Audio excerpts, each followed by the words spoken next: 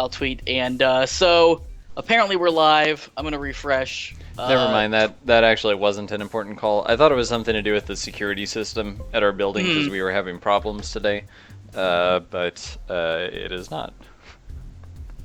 I don't know if we're live. Twitch says, or sorry, we are Xbox says live. we are. Twitch was just being weird. So hey everybody, we are here. Sorry it's a little bit late, as you may have heard. It's been hectic on Baker's side. We're here. So this is Ryan Baker. He's the lead creative. Hello. Creative director. I'll put my webcam back on. Sorry. And I visionary like how director. you appeared. You like faded in, like you just you use your wizard powers to just fade into view. I'll tell you my secret in a moment. And we were gonna work on weapons, I think you said.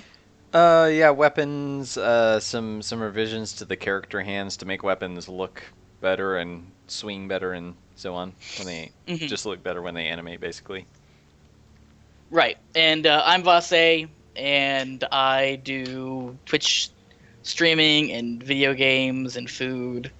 And everyone does food, right? Like, are there any people who don't do food? Just like tons of people guys, don't. I just don't do food at all. I know tons of people who refuse to cook. Oh well, I mean, I was thinking just like, don't do food like I don't touch the stuff at all. Oh. Well, I make food. That's okay. my thing. There you go. I don't know anyone who doesn't eat food. At least I mean that could be a good way to introduce yourself at a party if you're that kind of person. Yeah. Yeah. I just don't. I'm a level 5 vegan. I don't eat anything that has a shadow. That's a Simpsons. Does water have a shadow? I mean, it does, but the glass has a shadow. Water has a shadow too. Otherwise, the ocean wouldn't be so dark at the bottom. That's true. Well, the reason that the ocean is dark at the bottom isn't because of shadow. It's because light is really bad at diffusing through. Well, light's bad at diffusing through me, and that's why I have a shadow. That's true. I suppose so. I guess that's I'm being the sarcastic devil's advocate tonight. Oh, it's fine. It's good. I had coffee for the don't tell my wife. I had coffee for the first time in like a month, so I'm actually like feeling pretty awesome today. That's good. That might also be why you get headaches. That your body craves the caffeine. Well, I've been drinking tea a lot. It was good for me to cut back because I was turning into like basically like a like road rage time bomb, I think, because of caffeine and like I was just at some point I was gonna someone was gonna see the dark side of Ryan Baker, mainly because I was just like a little too wired. I don't believe that exists. Oh, it does. It just never comes out to play. But no, I cut out caffeine for basically the last month, except or cut out coffee. Sorry. So I was just drinking kind of low caffeine teas and that sort of thing, and now I'm feeling good. It's kind of nice to go back. I've been drinking alcohol today. Whoa. I'm not as drunk as I was. It's probably a good thing that we waited a half hour. I did a couple recordings today, but I forgot to eat. And for whatever reason, when you say recordings, somehow that makes it sound like recording is a euphemism for you swimming in booze. It definitely feels like that today. I've got a project coming for my channel, and it involved alcohol. Okay. So I've already told a couple of people I'm doing like a full course meal as like a mini series for my cooking show. So I made the drink today. First course is vodka. Second course is beer. Second course was gin. Third was rye whiskey. Okay. No, I made I guess they're called dark and stormies. And I also cleaned my entire apartment today, and I did it drunk, because that's the right way to clean your apartment. Just that shows that you're an adult. Time goes by quickly when you pass out in the dust bunnies under your bed. Yeah. Oh yeah, I made like a Darkened Storm, which is ginger beer and rum, but I added some stuff. And I wasn't clever enough to buy an alcoholic ginger beer, which is what I should have done. Like that Krabby's that we had at PAX. That stuff was good. Some of those ginger beers are good and some are not, I have found. I am opening my icon file. I've got a bunch of stuff I'm working on. I'll probably kind of jump around back and forth between these different files. Alright. But I'm making a slight update to the character hands, like I was saying, so that I mean, basically I realized it looked super weird sometimes I wanted the weapons to wobble back and forth in their hands, and there were a couple problems with that. One is that the characters don't have a wrist, like they don't have a wrist joint. So the hand and the glove down their arm was all one piece, so you couldn't do this. Let me angle for the camera. I couldn't do this with a sword if I hold my pin. So we would have the sword inside and have it wiggle like so to kind of make it look like you're doing this sort of motion. But that only works so well because of how, like, basically it would pivot. If it pivots too far, it looks like it's coming out of the grip of the hand. So I've been expanding the grip area and doing some other adjustments. So actually I think I thought I had the old version. It's probably not worth looking at, but so I made short version is I made this opening right here. Hey Baker. Huh? I'm gonna let you finish. Are you playing Delver's Drop music or are you playing licensed music? It's Delver's Drop. Okay, just making sure. Yeah. Did you? Doom. I mean, did we get some kind of warning or something? No, Doom was asking because he can't hear it very well. Oh, I can turn it up a little bit. And I was just making sure it wasn't licensed music so that Twitch doesn't silence us. Yeah, no, this is the normal Delver's playlist, Zone 7, or at least old Zone 7. Probably gonna be something different now, but. So yeah, so I opened this up. That area used to be only like this big, so I tripled its size so that we can have a weapon that kind of waggles back and forth between all of those angles without looking weird. So, and I was most recently working on the hand for your typical swing. So that would be the weapon kind of sticking out of, if this is the character's arm and there's a sword here or something. So I was doing some of that. Working on a slightly easier version of the color ramping, because it's been a huge pain now that I'm kind of digging back into weapons to try to finish more of the categories. It was going to take a lot of time, and it just takes forever to export them too. It's just a huge, like I set up what I felt like was a pretty smart system, but it's just a time sink, really. So so I'm probably going to color them in a slightly different way to save time. But what's probably more interesting is just kind of like redrawing these like I did the last couple weeks. Mm-hmm. So taking the icon that I did and turning that into a full kind of weapon design. You have a lot of weapons to go through. Yeah. Yeah, I haven't made any progress on this since last week because I've been jumping around to other stuff. Anything you can share? Oh, I mean, just like the gloves, some other stuff with the characters. I'm trying, because we're behind and, would like to get a version of the game out sooner than later and all those things. I've been trying to figure out ways to trim down the time on my usually too lengthy process of making the art for the game. Mm-hmm. Doom's asking what the new fist weapons will look like with the new animation. The fist weapons will be about the same, but I've been adding a couple of actual basically what the fist weapons would sort of replace this glove, so they would like overlap and hide the entire glove.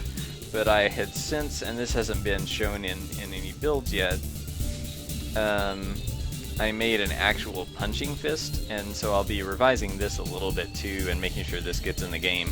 But I was thinking about, so we'll probably still have big metal gauntlets that would, those would also still just cover that entire hand. But then I'd like to make some more just kind of brass and knuckly type stuff. So we can actually work on those today. I don't know if where I'll get to them in this list here. Sorry, I keep getting phone calls from our internet service provider at the office. It's been a crazy week, just like getting internet set up. We finally got internet again today. Oh, I guess I should say, like, we moved our office across the street to a slightly better space. Little less cramped, cheap rent, lots of benefits, but it's just been a hassle. Is it also an apartment? Less of an apartment compared to before. It doesn't have I mean, I guess there are lofts above, but we're in more like a true office space below. So that's also, I think, makes a little more sense because we've got a similar amount of not so much a kitchen as we just have a sink now. So that's the one downgrade is, yeah, like we don't have a full kitchen, but it's not like we were really using it before. Mm-hmm. And Dithy's saying that you should look at the Indian Pata, P-A-T-A, which I've seen before. It's just like a gauntlet with like a sword sticking at the end. I'll look it up here. I think I know. They're pretty interesting looking. I don't know how like easily wieldable they are. They always struck me as kind of like there's like a really big punching dagger, but they just seem a little. Yeah, so it's kind of like a gauntlet with a sword coming out. Yeah, seems really unwieldy. Yeah, like it's a cool thing. I just wonder, like, how would you actually sword fight with it? Yeah, I don't know. Maybe it's just for stabbing. I couldn't imagine. I just found like the real life version of Voldo's weapon, which I guess. Yeah, I would think it'd be a hard sell on stabbing with that because it's so long. Yeah, I didn't realize that these things were actual weapons.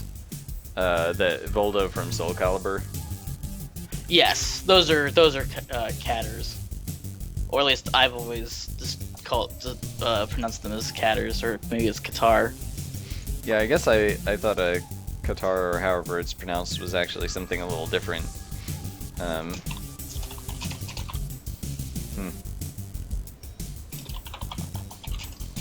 I mean, I knew they were like punching daggers, but I didn't realize that Voldos were quite as true to real life weapons. I don't think any real weapon in the Soul. I think they're all Soul Calibur weapons are all like cartoonified. Well, probably a bit, but like those two I was looking at look like Voldos weapons. They're pretty accurate. I mean, you can't do like real punches with them, I'm sure, the way Voldo does. But you know, I'll go on record as saying I always liked Soul Calibur quite a bit. It definitely kind of went off the rails after like Soul Calibur 2, I guess. Mm-hmm. I really liked 1 and 2. Yeah, but I still kind of want to play it. Like I would probably still buy a Soul Calibur game and play it for a bit, but it's I don't play fighting games as much as I used to either. I'm kind of interested in Street Fighter V, although I was hoping it would look a little different visually.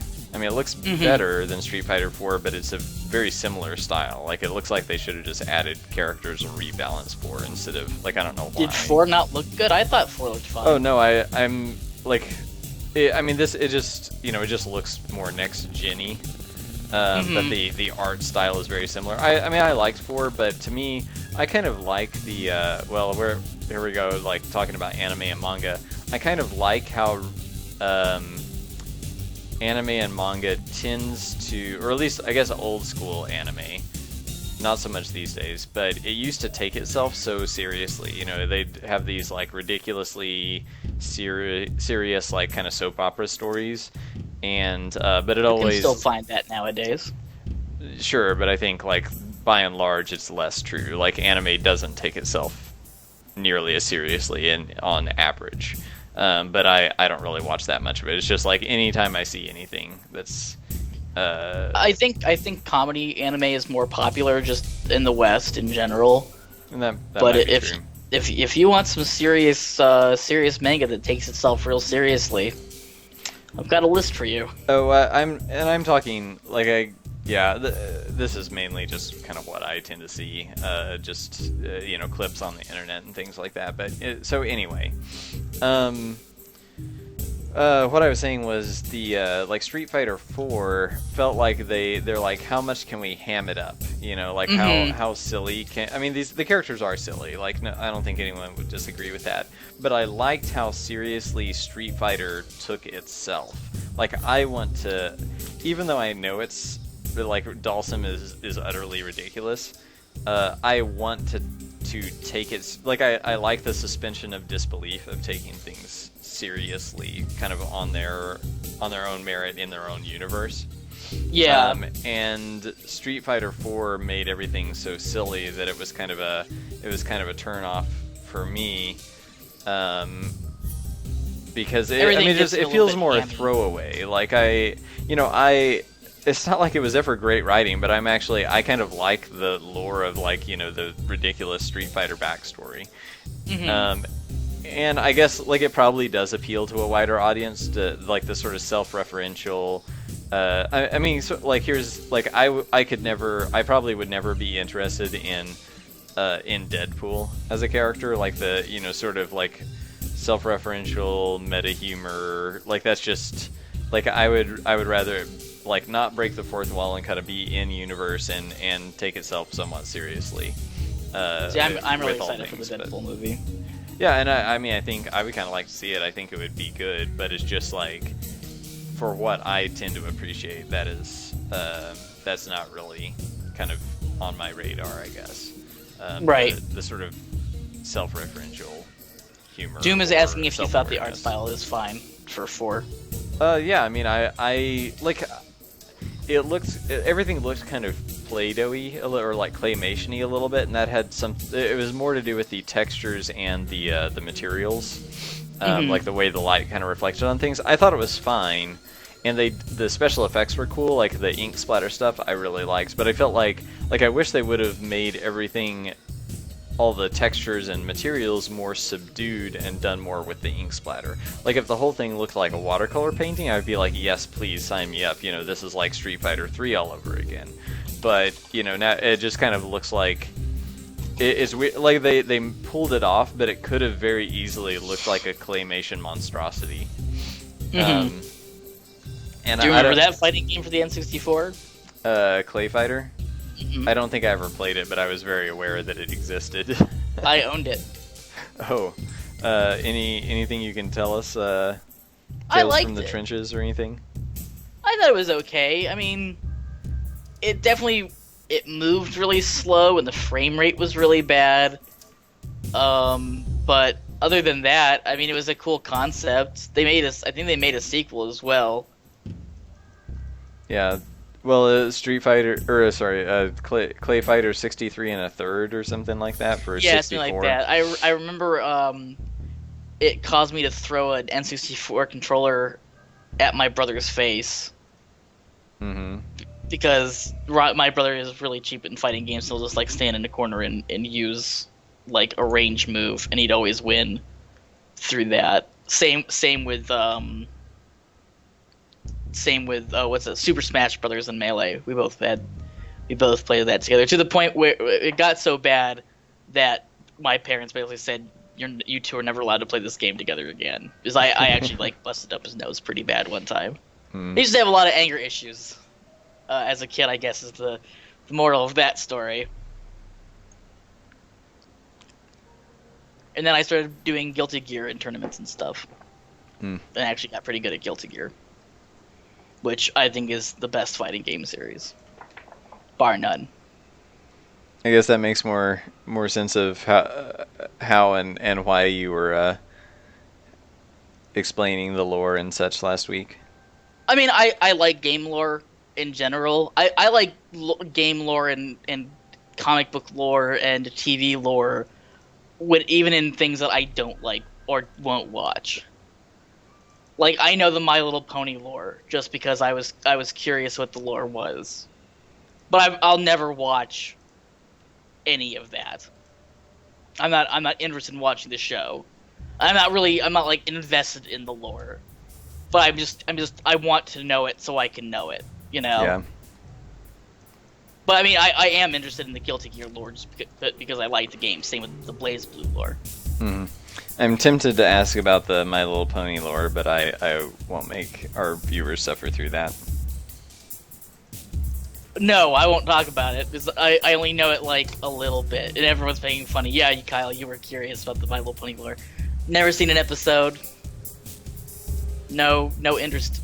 But if you want to watch it, that's fine. If that's what you enjoy, I won't. I mean, I'll judge you. I'll just judge you silently. Doom is saying no, Kyle. No, My Little Pony. So I like train wrecks. I really enjoy countercultures, especially when they are train wrecks. And I don't mean that to be dismissive or insulting to the fan base of the My Little Pony stuff, but there's just so much stigma attached to them that it is exactly like a train wreck. I'm just so intrigued by the disaster that it is on like every public relations level that I can't look away. And I've for sure already insulted somebody, so that's why I doubled down on it.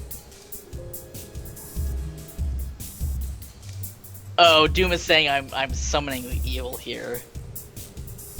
So, there you go. But yeah, Street Fighter lore, I actually don't know it. The last Street Fighter game I played was on the Sega.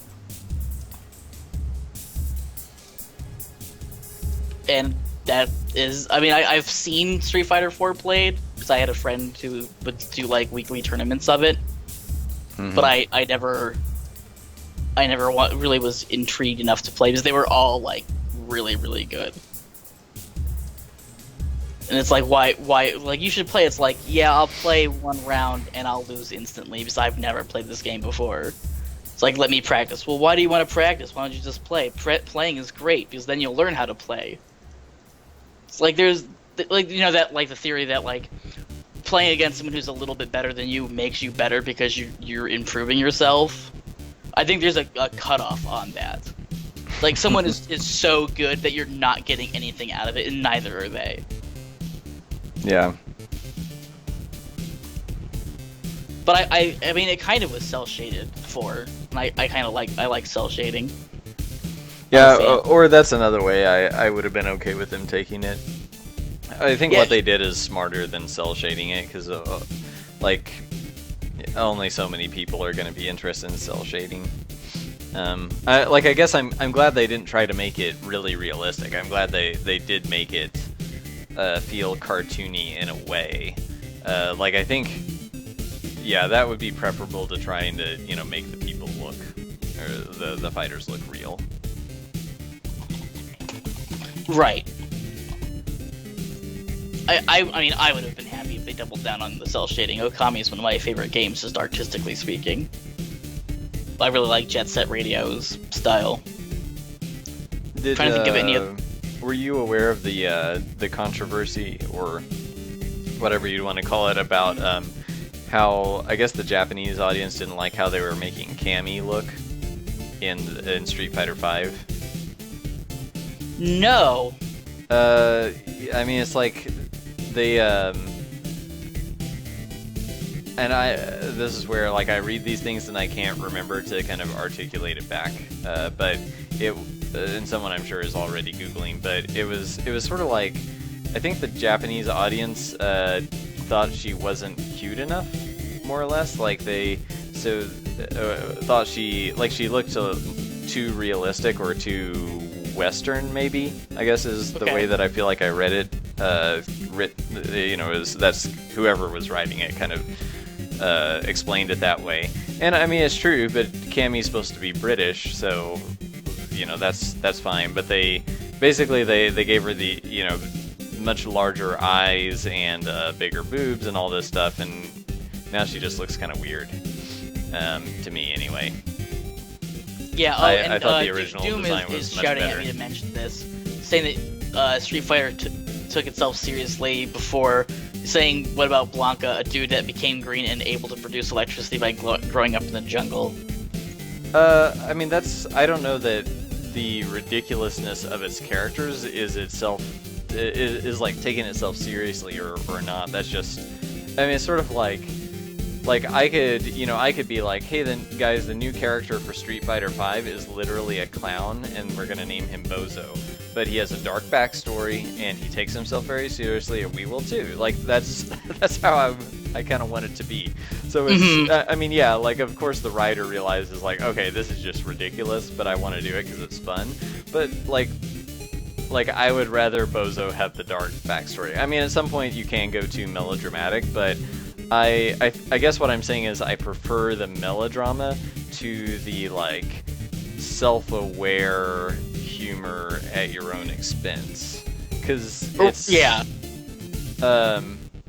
I'm trying to think of a different way to articulate it. It's like, I mean, if you don't even take yourself seriously, why should I take you seriously on any level? So I would rather a work of art or whatever take itself seriously, and yeah, there can be some humor. I mean, like, I guess, so here's a good example. I don't know if, Kyle, I think you said you hadn't read these books, but the Dresden Files, I've never the wizard detective, basically. I know about him. So, I mean, he makes lots of dumb jokes. Like, basically, and I feel like this doesn't quite fit, but this is how the writer wanted to portray him. But Harry Dresden himself, he like, there's, I think the worst offender was one time a giant fairy monster or whatever shows up in like book 4 or 5, and I forget what the creature was or whatever, but the main character literally like sees this bad guy appear, and he says meep meep like the Roadrunner and runs away. And so that, okay, like, it's, in a way, it's not taking itself very seriously, but I could see a character, like, I can see Harry Dresden not taking himself or his life that seriously. It's kind of more like, hey, I'm sort of devil may care, I make dumb jokes. But the book itself is actually really serious. Right. And so, like, there's this pretty dark overarching plot, and lots of life-threatening dangers and things like that, but so the humor is like inside the world with maybe a character doesn't take himself seriously, but the work as a whole takes itself seriously and respects, and it kind of respects me more as a viewer by asking me to invest in it in some regard. And I feel like, yeah, I guess, like, in a way I feel sort of not disrespected, but I feel like it's if the work is disrespecting itself, it makes me less invested, and that's why I feel like by Street Fighter 4 not really respecting itself or its potentially melodramatic heritage, like it makes it so that I have less respect now. I understand. I see where you're coming from. Chad saying the Dresden Files are great. Yeah, no, I'm listening to the books in audiobook format for the 3rd time now, which is ridiculous. I just need to find some more books to listen to. I've got 4 Audible credits if anyone has any suggestions. But I'm really moody with books. It's hard for me to like I've got to be in the right mood for the specific book, and I sort of jump around and don't finish them. What were you saying? I have some suggestions off screen. Oh, off? Why off mic? I Off screen? just feel if I mention them on screen, it'll become a thing. So just gonna sidestep are these My Little Pony books? Yeah, I really want you to read Rainbow Dash's Special Day Out. All right. It's about her getting horseshoes on. It's a very big deal in universe. Okay. No. Hey, as long as it's respectful of its heritage and takes itself seriously. I don't know what the heritage of My Little Pony is. or if it's taking itself seriously. But I googled. I mean, the I want to say I bet you that's why, and I haven't watched it. I have no idea. I read a little bit about the My Little Pony phenomenon, but I think that it's so popular partly because it probably does take itself pretty seriously and takes its viewer seriously and like tries to construct a believable world. And maybe that's the other. Are milk carton drinking 12-year-olds. How seriously can you take that? That's my I hate kids leaking in. But I think the fact that so many adults and especially adult males like it, I think they're, I read some things about like the way they were writing it and, trying to write it like more believably and more adult, and, it garnered this huge audience. And I just think there's something powerful to the idea of making a world believable and respectable, even if the world is inherently ridiculous or unbelievable on the surface. Right. That's Vermislitude, or however it's pronounced. And I mean, I guess what I'm saying kind of even goes beyond that too. But yeah. But yeah, I looked up the Cammy thing, and yeah, the Japanese market thinks she looks ugly. And so let me pull it up because I feel like this is kind of interesting on an art stream. Like her from the side, like when you see the side of her face, it's fine. But there's something really weird about her eye to forehead ratio. I feel like you could land a stealth bomber on her forehead. Which one? I don't know which article. I'm doing Google image search, and I found one that shows, I guess, the two side by side.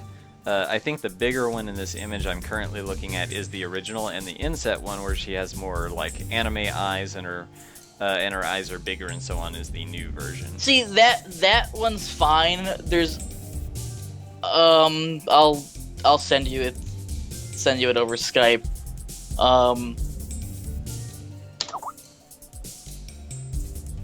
There's like a small slideshow, and it's the third one in this slideshow, and I don't know, it's really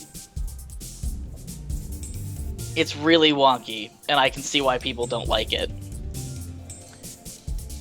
I mean, I think the squintiness of the eyes just for that expression might be making that photo look a little weird, but yeah, that's the one that just caught up. Yeah, it's really weird, that picture. I mean, I'm obviously not the target for characters like Cammy. There's a what looks like a frame before or after that I pulled up. Her eyes are not as like heavily lidded. Let me copy one and I'll send it back to you since I know you're a few seconds behind in the stream. See, I feel like I mean it could go either way, but I still think her forehead is really weirdly broad. In the old one? No, in the new one. The old one, she looks fine. Like her face looks proportional. But in the new design, there's just a disproportion. Her hairline looks really low or something to me, but I don't know. I think that's just her hat. Like her hair, it looks better. I don't think the face looks great in the old version. In the new version, her chin is really narrow. Her face is just way weirdly oval. Yeah. Today I learned Voss is a forehead snob. No, look at my forehead. I've got a forehead. Yeah, I mean, but not like that. I'm just looking at general screenshots now, and yeah, I mean the graphics look pretty. Like the lighting is really good on all of these. They've got some crazy I think effects the game and looks textures. Fine. I think they're pulling it off more here. I mean, everyone does still kind of look a little bit like a plasticky action figure, but I'm kind of okay with it. Like they look less kind of Play-Doh-y, claymation-y now. That last one where he's all red and sweaty. Oh yeah, that one's pretty weird. Yeah, that one is very super like Stretch Armstrong-y. But the rest of these, just kind of looking through, like I mean, honestly, like it makes me think they probably had lots of meetings to just talk about the material settings for skin and everything else. And I think the note they were trying to hit with Street Fighter 4, they're doing it's like a less uncanny valley this time. Like it's probably, I mean, it's a little more subtle. Like it's got a little more of a subtle touch to it now, even though it is still a little bit plasticky looking. But like I said, I think it's pretty intentional. Chad is saying you need to look up Brian McClellan's Powder Mage trilogy or Adrian Tchaikovsky's Guns of the Dawn. Flintlock Fantasy is awesome. That's the style, Flintlock Fantasy. Can you copy paste those from chat into the? I will. Otherwise, I won't remember, or won't remember the names. There you go. I mean, a thing with me is I'm not a big fan of 3D fighters. As I've already sourced, I really like BlazBlue, Guilty Gear. I haven't played Persona 4 Arena, but I really want to because it's made by It's made by ArcSys.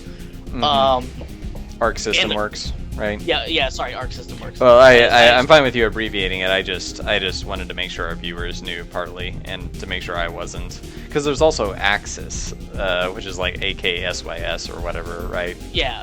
Arc System Works. And Persona 4 is probably my favorite RPG ever. Until Devil's Drop is fully released, and then that'll obviously be my favorite RPG. So I would really like to play Persona 5 as well, but I probably won't be able to. I'll probably wait till they do like the Ultimate version, because that's what they've done with 3 and 4, where they do like an HD remastered, like special edition. So I'll probably wait till that comes out with 5, and then I'll get 5. But I would kind of hope now that most people, or if they're playing console games, are probably on a PS4 or Xbox One. Hopefully they would just do one version and not have to do the remaster. But yeah, I mean they probably will. That's not how it's. Yeah, I kind of get tired of feeling like I have to buy every copy of a game that I want to have. Well, speaking of that, I just bought Disgaea again on Steam. Yeah, I saw yesterday that it was going to be available, and I was kind of surprised, but happy about that. I definitely don't have time for Disgaea. I played it a little bit back when the first one came out. I own it on the PS2, and I bought it for the PSP. I've given more money to NIS than I think they might deserve at this point. But hey, if they're coming to PC, I've been saying that they needed to come to PC for a long time. They're a super niche market. I think that's it's. I mean, I'm really happy to see Japanese developers in general kind of shifting towards Steam more and more.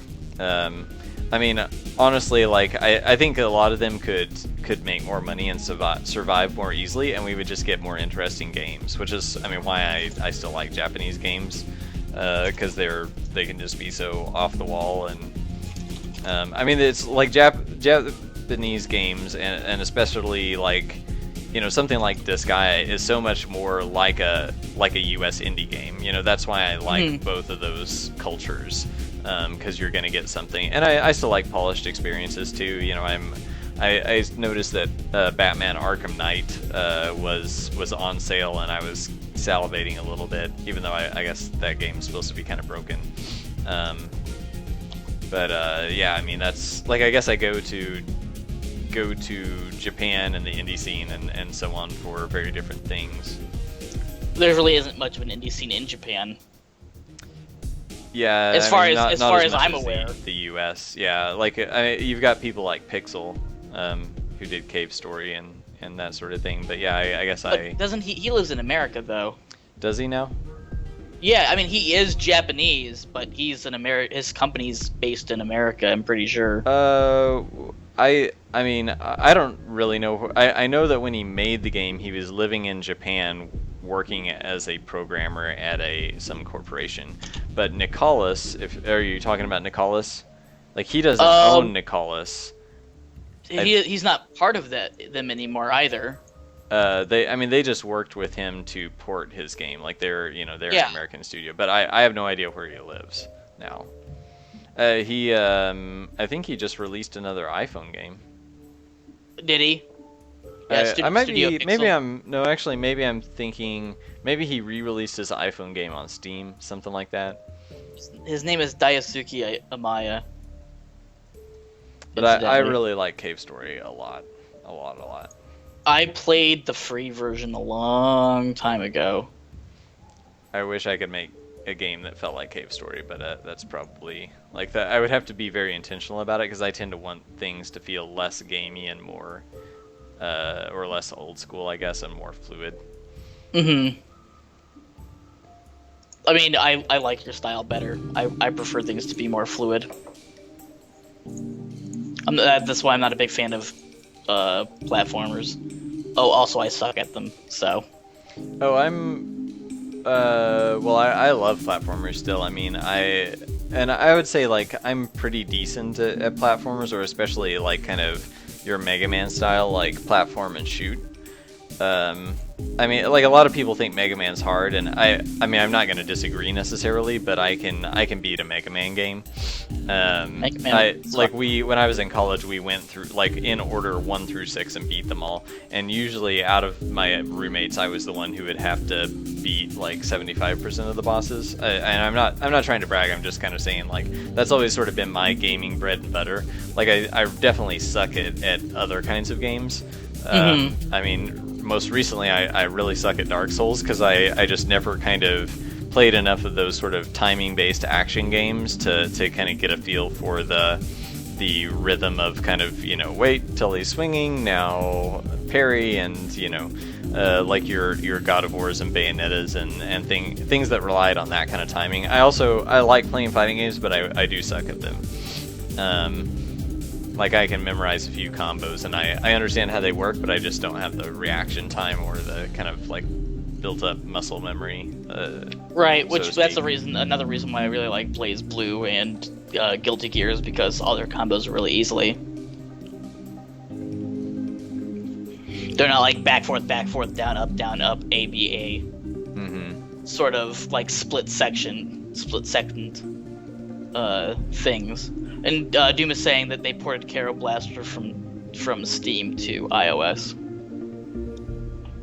Oh, it was ported in that for direction? Studio Pixel. I'm sorry? It was ported like it was Steam first and then iOS? Because I thought it was iOS. No, it's been on Steam for a long time. Oh. Well, I don't know what I'm thinking of. I thought he released something new recently. He released Pink Heaven in 2015. I think list. I thought Pink Heaven was well, I don't know. We'll come back next week with the story on that dude. I got Google. Pink Heaven looks like it's part of Kero Blaster. Yeah, I mean, I was pretty sure it's basically just. I thought that was like the free spin-off. Yeah, it is. Like try it out, and then it basically tells you to go buy Kero Blaster. Mm-hmm. Which, from everything I've heard, Kero Blaster is a lot of fun. Yeah, I like it. I played it for a little bit. I mean, it definitely isn't as inspired as Cave Story. It kind of feels like, everyone wanted him to make another little platformy shooter, and so it's just way more cute and like kind of, I wouldn't say more experimental. I guess it is a little more experimental than Cave Story, but it's not like it's not like the mind-blowingly experimental or something I'd never seen before. I guess it's just kind of like a cute little slightly different platformer. Yeah, I saw Northern Lion play it, and a couple other Rock Lee Smiles and a couple other YouTubers play it. Mm-hmm. It looks neat. Like I said, platformers really aren't my kind of game. I beat Shovel Knight and I feel pretty accomplished. I haven't beat the Plague Knight one, and I probably never will because the first couple levels are really frustrating with how you attack. So one of these days I'll get over that and I'll play it. But for now, RPGs, those are kind of my thing that I used to grow up with. So my parents were like, oh, well, you own this game. Why do you need this game? It's like, well, it's a different game.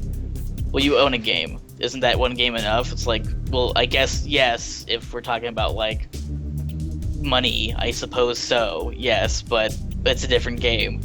Well, you can buy another game in like 2 years because they're all the same. It's like, okay. No, never complained, obviously, because we were fortunate enough to get any game. But if they were violent or, that my parents were pretty.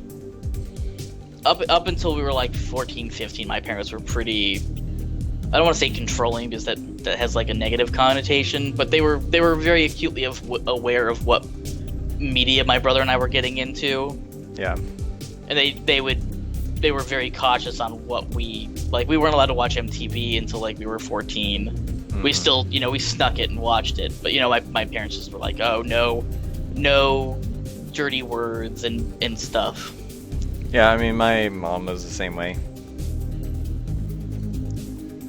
And my mom was super big into like no sugar. I think I was 4 or 5 when I had my first birthday cake. So well, yeah, I know a lot of my friends aren't letting their kids have sugar, at least like while they're really little. I don't think it's a bad idea. I mean, yeah, I don't know if it if you actually do have less of a taste for it or kind of how that works, but I mean, I guess that's the idea. If I'm any level of that, then the answer is no. I love sweet stuff. Well, I think if you wait too long, it might also backfire. Well, I'm against the whole like contraband thing. Telling someone, no, you can't have that. Why? Well, because I said so. That only makes it more appealing. Yeah. Like, you can't go out tonight. Why? Well, because I'm the parent and I said you can't. And there's this level of power dynamics where when one person's in a position of power and they use that power just broad brush, it makes people more like to rebel, because if they don't get a justification as to why something is not good for them or not given the chance to determine that for themselves, there's this level of, well, I'm going to do it anyway, as a screw you to the people in power and as a I'm asserting my control in whatever way I can. So you get you just get rebellion and you get arguments, and it's always, this is Voss's parenting 101, even though he's never had a kid. Although I did do a lot of child psych classes in college. Instead of saying, oh, well, I'm the parent, and what I say goes, and that's why you're not allowed to have something, kids are a lot smarter than you think they are. Why can't you have sugar? Well, sugar's not really good for you, and I don't, I want you to learn how to moderate yourself. Oh, okay. Kids can understand that. Especially as kids in successive generations. Each generation is generally smarter than the previous one. It's called the N+1 theory. So, when I was 6 or 7, there were a lot of concepts that 6 and 7-year-old kids didn't understand in the 80s that I'm just floored by. I see it every day. It's just like a 6-year-old in the store just yesterday when I was going and buying my booze was talking about just why it's okay that his dad's drinking. The dad was like, oh, well, dad's gonna buy this and this because he likes it. And the kid's just like, oh, it's okay. I understand that you like this because it makes you feel different. And it's just like, okay. I would never have thought that when I was that age. I was really impressed that the kid had the wherewithal and the mental acumen. And then it made me feel really old. Well, and I'm generally just in favor of, well, with anyone, but conversation rather than just a set of laws and just like kind of rules that are laid down and expected to be followed without question. I mean, I think there's kind of a time and place for that, but you know, it's like we live in a democracy, and I feel like you know, even though like it's probably never going to go up to vote like whether it should be legal or illegal to kill someone, like everyone just kind of agrees on that. So I you know, I think there are some things that are inflexible, but at the same time I think conversations, especially with your kids, about the why, and yeah, teaching them to have the self-control rather than the like, well, you should just respect my control over you. But Right. anyway, we should I'm probably gonna- talk I'm about gonna- video games again.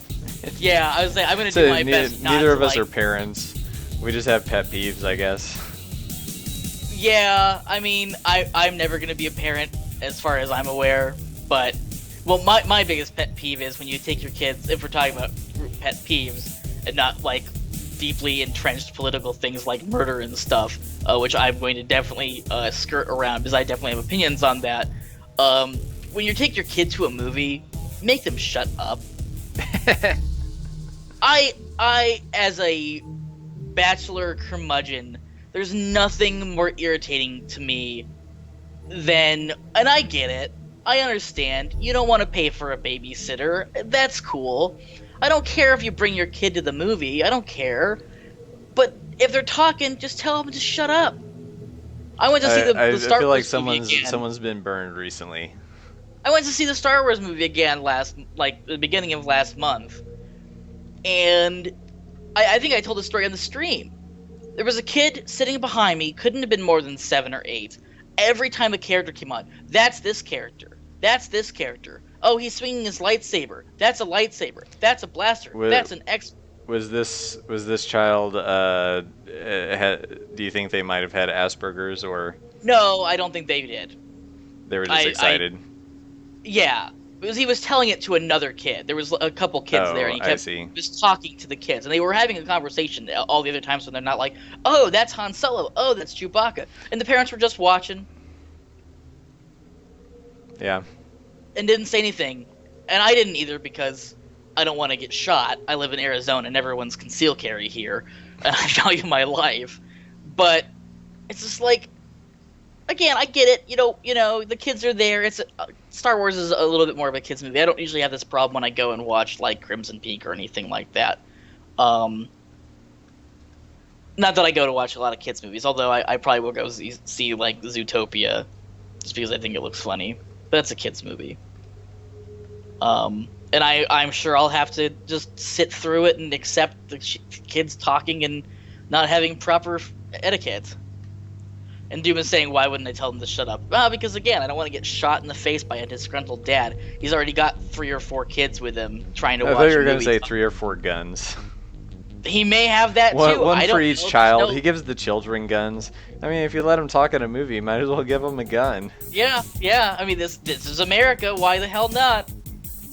But yeah, and I when I went and saw Pan's Labyrinth, this is years ago, obviously, which Pan's Labyrinth is a rated R movie. This group of parents had their like 2-year-old child in the theater, and it cried the entire movie. Did that just not add to the ambiance, though? You can No, imagine it this ruined baby the was movie. being tortured somewhere in another room. No, it ruined the movie. I'm sorry. It's okay. I went and saw it again, and I mean, I love Pan's Labyrinth. I think it's a really good movie. I really like Guillermo del Toro. Although, Crimson Peak wasn't that great. I think he should make a video game. He was going to make a video game, bringing it back to Silent video Hills. games. Yeah, Silent Hills, but that got squashed. Yeah. Yeah, I read up on that a little bit, like how, I mean, Konami basically just like, or I just called them Konami instead of Konami, but they basically just kind of went off the deep end and, you know, canceled Silent Hills and canceled like well, I don't know if they canceled the future of Metal Gear, but it feels like they did, and like fired Kojima and put a restraining order on him or whatever bullshit was going on. Yeah, Konami and Kojima was like I could see how. every I mean, high school dating story I have. I don't think they actually put a restraining order on him, by the way, but that's kind of what it sounded like when they didn't let him attend the award ceremony and all that at the at the VGAs. But Yeah. anyway, Well, so the VGAs are a joke. I mean, I had thought so too, but apparently now they're all run by Jeff Keighley and are actually pretty legitimate. Are they? Because they've Yeah. never been that before. Oh no, like I think this year was the first year that it was like, hey, everyone should take this seriously now because it's actually independent. Like basically Jeff Keighley bought it from Spike or whoever, so it's no longer just run by Spike TV. Well, I suppose that's better. I would have to sit and watch it still. And apparently, Doom is saying we're missing major points of the Konami story. Probably. What I had heard was Konami wanted to focus on mobile game apps and what was making them money, which is basically pachinko machines in Japan. Which is just so sad to me. I mean, like, okay, as a business owner, yes, you have to do what's going to make you money, or you won't own a business. But, and like, if you're a corporation, then you've got shareholders, and all they care about usually is making money, and not like some artistic vision bullshit. Okay, whatever. But it's just like it's such a shame that they and then I read a report this week about how amazingly Metal Gear Solid 5 sold. So it's just like, okay, maybe pachinko machines make more money, but couldn't you just keep making the decent amount of millions that Metal Gear was making and not rock the boat so much? Well, for the longest time, Konami didn't want to invest in their games. So it's no wonder why they weren't making a whole lot of money. Apparently, there was a point of contention with Metal Gear. But Doom is saying Kojima blew a ton of money and didn't finish the Metal Gear 5.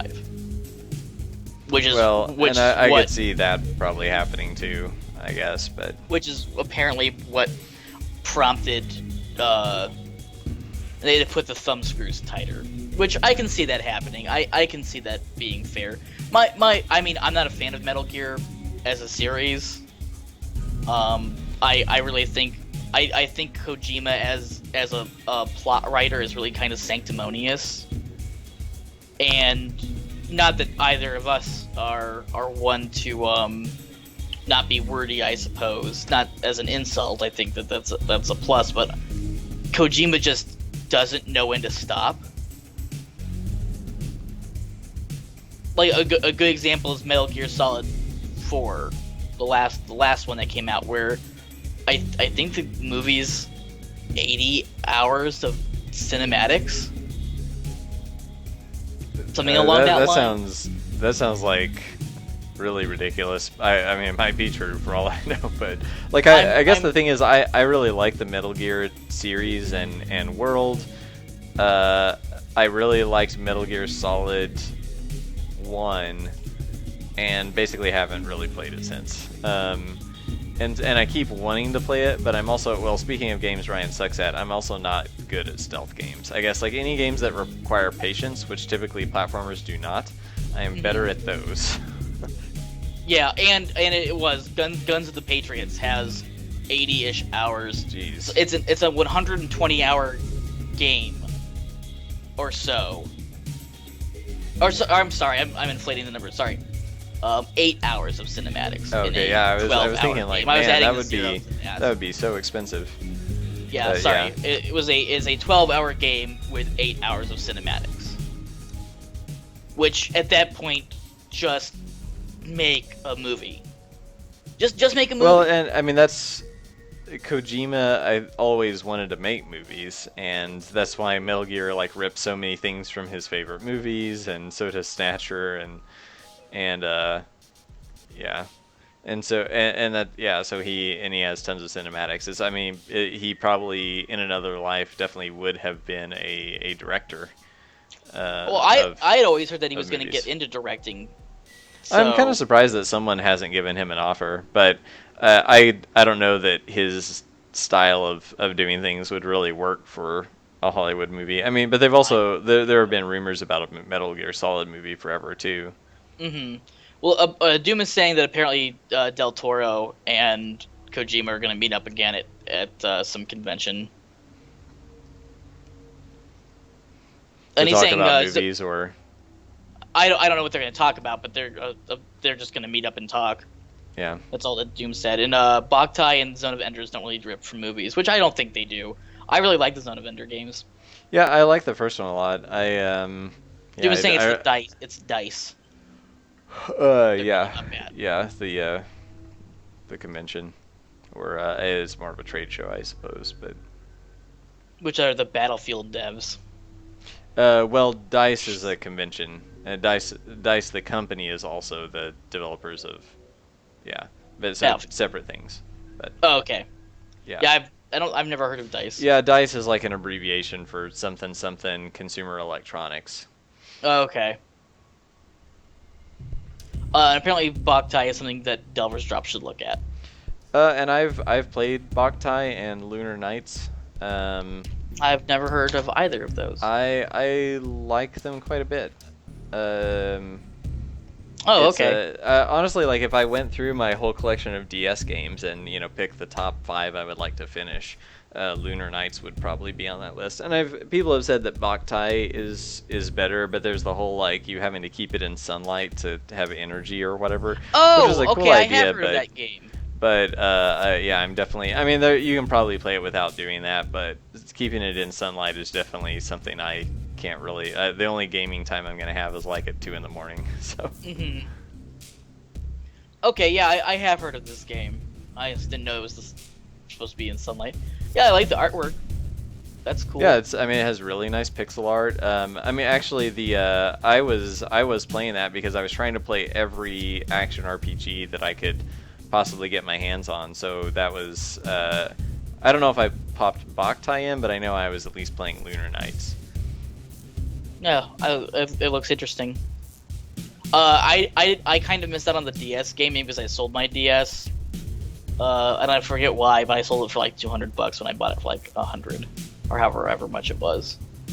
So I made a lot of growth. Well, no chance of getting a Boktai 3. Well, yeah, I think that wasn't going to happen anyway. But There's Yeah. concept art for it. oh, really? Huh, Mhm. that's surprising. Lunar Knights looks pretty interesting too. I still have my Yeah, I mean, DS. Lunar Knights is like a spiritual sequel. I don't know why they Yeah. changed the name. Like, why it isn't Boktai 3. I guess it's probably a more marketable title. Boktai um, 3 was patched, and apparently Boktai 3 does exist. Hmm. You can play it. Is it finished? And Doom is saying Lunar Knights got screwed up by localization a lot, which can happen. Yeah, these all look pretty cool. I like the bosses; those are definitely interesting. And I like the graphical art for it. Just in general, good stuff. Oh, Boktai 3 was Japanese only. People translated it. Yeah, I Yeah, guess I that's. haven't seen any- I usually know about those sequels that only came out in Japan, but that is one I was totally unaware of. Yeah, the only thing that's showing up on Google is concept art. Hmm. He sent me a link. Oh, yep, there it is. It's called Sabata's Counterattack. Was it on Game Boy Uh, Advance or DS? Yeah, it says Game Boy Advance. Huh. Cool. Yeah, that's really cool. Thank you, Doom. It's a good game, Doom is saying. Yeah, I had never I've heard of the games. I just never knew the name of the series. But I just knew about the game they did have in Sunlight. I thought it was called Yeah. something different, but I knew it was made by Konami. Didn't know that it had Kojima attached to it. So that's cool. Yeah, I think the whole Sunlight thing was his idea, and they kind of built the game around that. Yeah, it's definitely interesting. Definitely playing more video games and obviously thinking about taking the plunge and learning coding and all that. It's interesting to see just what you take away from games and how it shapes your playing experience. like just how much I guess Final Fantasy Tactics is in Delver's Drop, and also being a fan of Tactics, seeing that, and I guess part of that resonating and making the games more appealing as a play. I think that's really that's an interesting study. I'm sure people could make college courses on that for game design theory. There may already be. Who knows? I would take a Final Fantasy Tactics class. Although I'm sure there are games that are more deserving of classes. Oh, I just meant like game psychology, not necessarily just related to one game in specific, but like, oh, you want to get into game design? Here's like game construction theory. Mm-hmm. Like these are like here's like 4 or 5 games over the entire course. We're gonna go and look at what the inspirations for those games was. We're gonna chart inspiration as it goes in these games and see where they went right, where they stood true, where they deviated, and what that deviation did. Like a total deconstruction of like a genre, or a series, like or a game series, like not just Final Fantasy Tactics, but all of Final Fantasy Tactics, where the ideas of Final Fantasy came from. Obviously, D&D is a big one. And seeing where they deviated, where the deviations did well, where the deviations did bad, what stuck. So like it's like a full evolution in the psychology of a game system, a game series. I think that'd be a really interesting study. Yeah, that would be cool.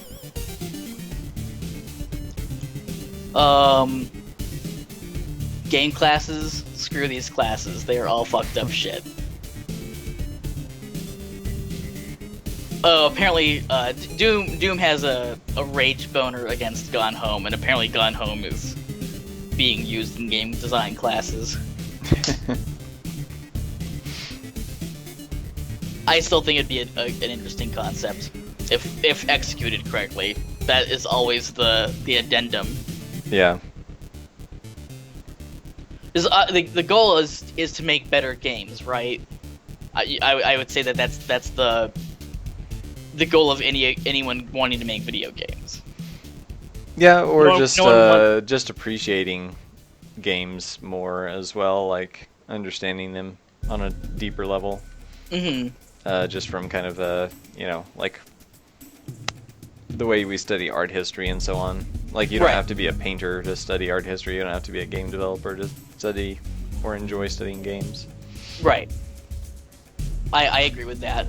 So why shouldn't we work to understand games, I suppose, as an industry? Not that I'm necessarily fully in the industry or anything like that, but as someone who's interested in the industry, I think it behooves us to look at the past mistakes, look at the past progresses, and move from that. And obviously there are market trends, and there are different gaming bases, like iOS games, the casual game base. Different things appeal to different people, but that divergence alone could probably be a class in and of itself. How that came about, what the metrics are.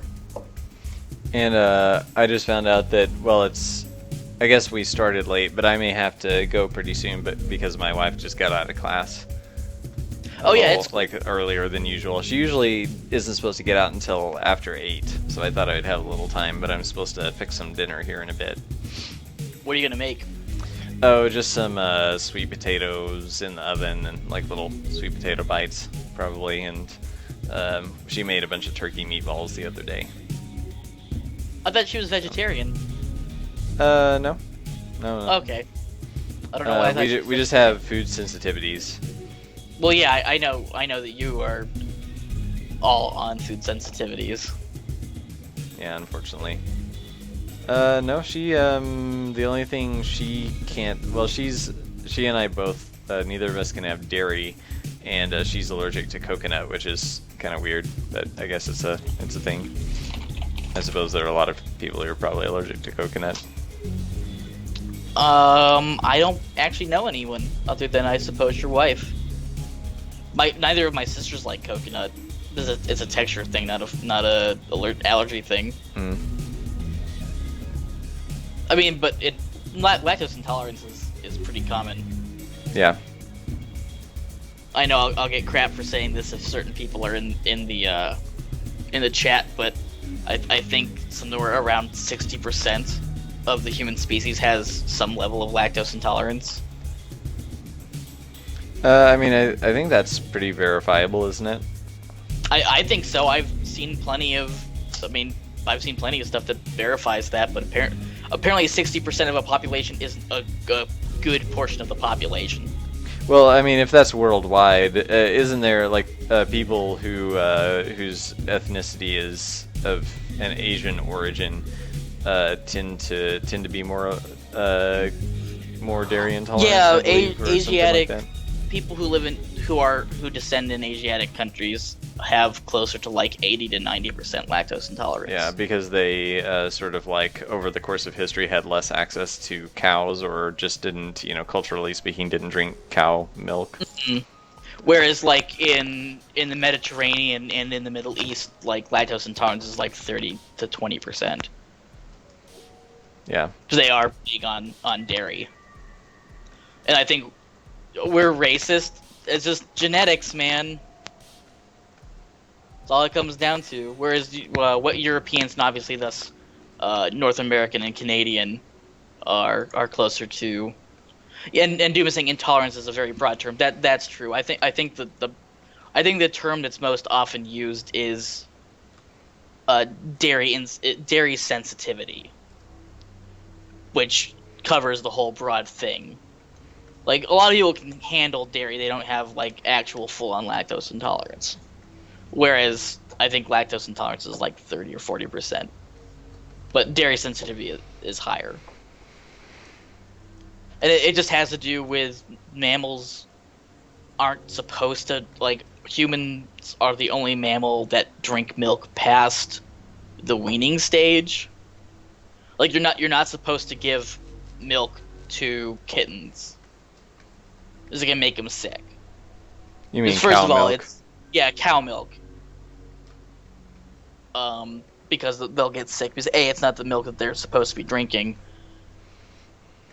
And then their body doesn't have the enzymes to break it down or something like that. Yeah, after a certain period of growth, the enzymes that break down dairy mess up. You have, and apparently someone in chat has a problem with half and half. I have a problem with skim. And it's because it's not frickin' milk. Have I mentioned this before? My ex-fiance's parents were dairy farmers. I don't think you have. Have I ever mentioned? Yeah. So, I mean, we used to get fresh milk, like day fresh milk. And that is not something you want to drink every single day, because obviously it's full fat. But it tasted good. It was awesome for cooking. I'm sure it was. Apparently I'm going to have skim milk poured on me. Well, it's just water. So I don't necessarily have a problem with that. I mean, I'll be mad that you poured skim milk on me, but at the end of the day, it'll just be, oh, you just poured water on me. I am a big proponent of drinking milk. Unless, obviously, it makes you sick. If I could, I'd drink milk to the exclusion of everything else. Even soda. I would drink milk over soda. But it's weird, like, oh, I'm gonna go to a restaurant. Oh, what would you like to drink? Do you have a glass of milk? I think most people would kind of look at you funny.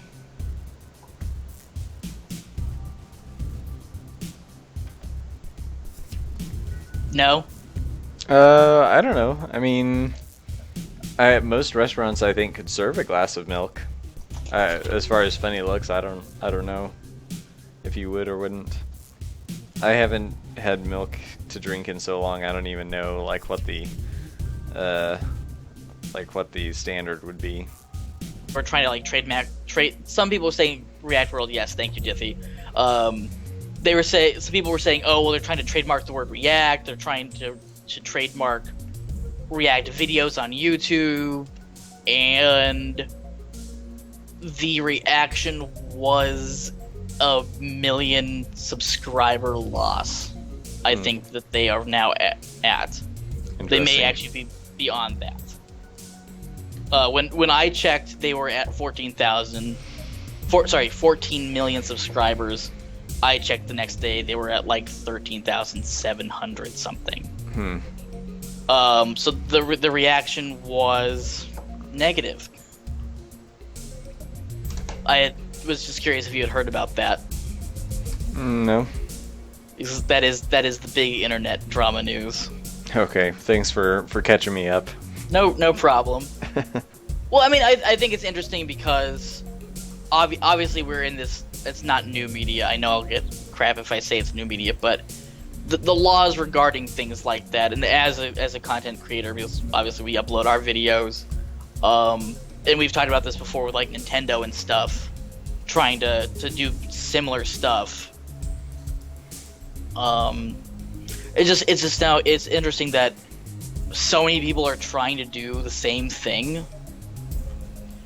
Well, like, we own this content, no one else can make this content, and then the internet basically says we can do whatever we want. Yeah. So, I don't know. It's just one of those. I mean, the internet always is going to have drama. It seems to me that the system is in a weird spot, and I suppose we'll reach equilibrium eventually. So it affects us uploading stuff. Not that we do React videos, although we could. Do you know a bunch of older people that we could get to watch like Reign of Blood by Slayer? No, just my grandma, but I doubt we could get her to watch anything. I think her reaction would be the same to everything as well. You think so? Just like, yeah, anything that's not like, I don't know, Bob Barker, she would probably react the same way. Well, he's dead. Exactly. Is he? Did he pass away? I know he retired. I don't know. Drew Carey's looking like Bob Barker more and more. No, he's still alive. Sorry, I wrongly said that Bob Barker was dead. He is not dead. He's 92. I think he's just like a mummified puppet that they roll out now sometimes. Yeah, well, 92 years old. I hope to live. I mean, I'm not gonna live to 92 years old, but I'd like to. Drew Carey is now the host of The Price is Right, and I met him. Really? Several times. That's interesting.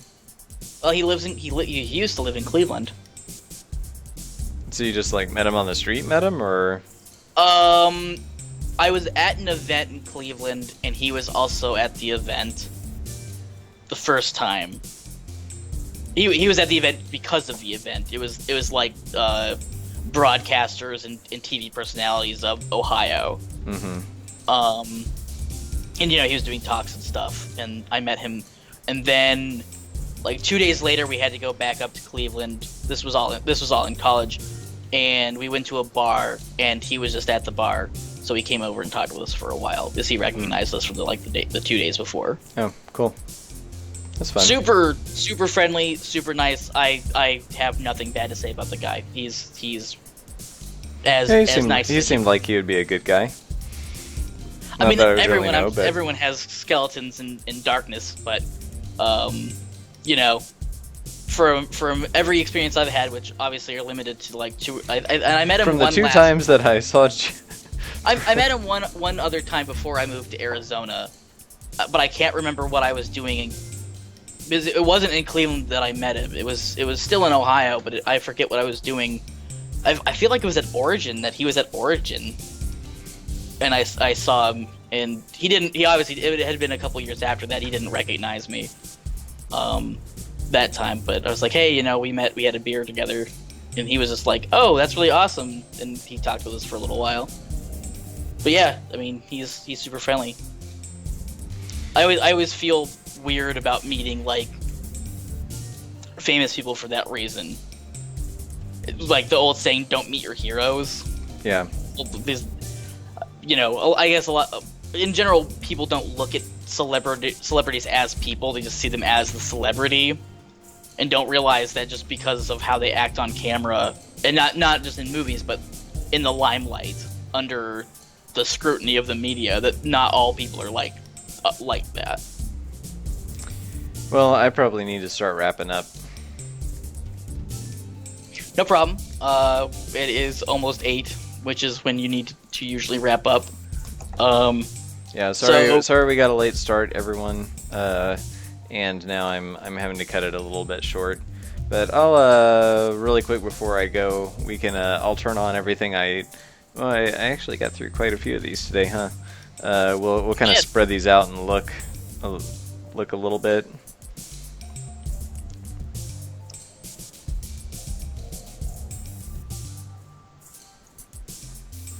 You're banging them out. Oh wow, all together like that looks pretty interesting. Next time you'll have to do some of the guns and stuff, Baker. Yeah, I'll try to get some done between now and then. So I guess I can skip around too. I just want to make sure I don't miss anything. But right, that's fair. That's the reason why I didn't say like, hey, you should do the. Yeah, I mean, next time we could take line. some requests next time, and I'll just mark them on the sheet as I get through them. So yeah, that might be fun to take some requests, especially for some weapons that we've never shown in the game at all before. Because we have examples of some of these. I'm just trying to since I was making the kind of crappy versions of the hammers before, I wanted to make like, here's our standard hammer, like, you know, middle of the road, kind of middle tier. And a suggestion maybe for next time, since I mean, and obviously I'm a much bigger fault in what the topics we talk about, but maybe next time we can talk about some of the more esoteric weapons and what they do. Yeah, I think that would be good. Like I'll kind of go through the list, and we can take a few requests and pull out some random weird ones and talk about my ideas for them, even though they probably aren't implemented in game yet. Yeah, I think that would be a good idea. Yeah. Not that obviously talking about game industry stuff is necessarily bad, but I'm sure people want to know about what the weapons are going to be. Yeah. All right. That's what, like, the second most important thing in Delver's Drop is the weapons, right? Oh, I mean, who knows what's most important? The characters, the abilities, the weapons. Who knows? At Random closing, generation. I will become irate Kickstarter backer 99. The only thing that's important is you finish the damn game. There you go. Well, that probably is the only truly important thing, huh? Those are not my views, but I can guarantee you that there are people who are saying that. I mean, if like these days, when can you truly define a game as being done? They're always patched after they're done, in quotes. But I would like to, at some point, when we're not kind of, you know, we have a Kickstarter we need to deliver, like, work on a game that is just my, like, project forever. Kind of like how, you know, how Tolkien worked on the Lord of the Rings universe, just basically until he died. I mean, I guess I don't know if he worked on it, like, right up to his deathbed kind of thing, but, you know, there's still unfinished things that he was working on. I kind of like that idea of just having this, you know, it takes something that you could call a hobby and elevates it to, like, a... You know, this is my, like, life project, my grand vision that I worked on for years. And Baker is going to redefine the Minecraft phenomena. I would probably just make a roguelike of some sort. Yeah. And just work on it forever, and you know, add new features and so on. Well, I'll be here. Okay. Unless you guys, like... No one else will be, but Kyle will. Yeah, even if you guys majorly screw up, I'm pretty loyal. I like you guys a lot, so even if the sun implodes, this would just be my bizarre personal pet project, probably. Well, you have to release it. Well, no, I would just make, like, you know, monthly builds or something with the new weird features that I dreamed up. I'd be playing it. Yeah. Because that's what I do. I play games until the heat death of the universe. But you have to go. So thanks everybody for coming. I'm sure we can talk more about what we just brought up today at the end next week. So we'll be here next week, same time, same channel. This has been Ryan Baker for Delver's Drop. He is the lead creative director and visionary director of Pixelscopic. and he's gonna make the greatest 30-year-long roguelike game. Yeah, when I'm 50, when we get through this Delver when you're stuff. 50, but we will confirm that now. Dithy has already given us the name. It's called Roguecraft. Roguecraft will come out in 2027, and it will have constant updates every week. All right. Until Baker can no longer make updates, and then someone else will take over. And I'm Vase or Kyle, and you should probably not listen to anything I have to say at this exact moment. Every other time you should. Not right now. This is not serious. So thanks for everybody for coming. Yeah, thanks.